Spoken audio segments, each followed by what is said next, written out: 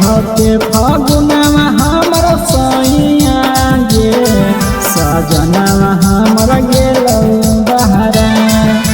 चढ़ते फागुनवा हमर सैया गे सजनवा हमर गेलौ बहरा।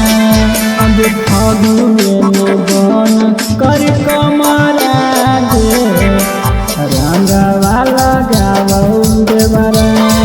अब होलिये में बन कर कमरा गे रंगवा लगावौ देवरा।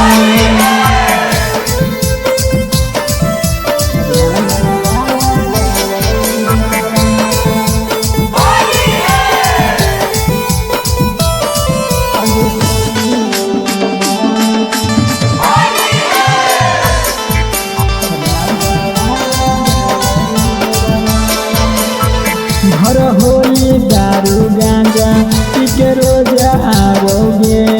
जिधर मन करो सखी उधर लगाओगे। भर फागुन दारू गांजा पीके रोजा आओगे। जिधर मन करो सखी उधर लगाओगे।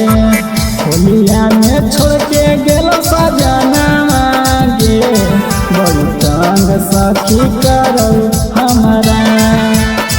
होलिया में छोड़ के गेलो सजनवा गे बड़ी तंग सखी करो हमारा। अब फागुए में बन कर कमरा गे रंगवा लगावौ देवरा। अब होलिये में बन कर कमरा गे रंगवा लगावौ देवरा।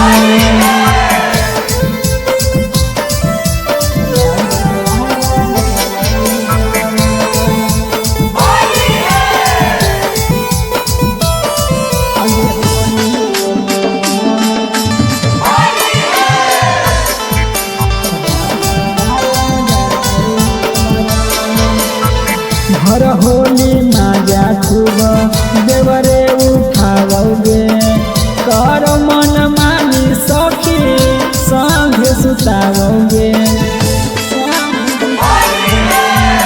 भर फागुन माजा खूब देवरे उठाओगे। कर मन मानी सखी संग सुताओगे। होलिया में डालो खूबे रंगवा गे रंजन रोनी के बात कहियो तहरा। होलिया में डालो खूबे रंगवा गे रंजन रोनी के बात कहियो तहरा। अब फागुन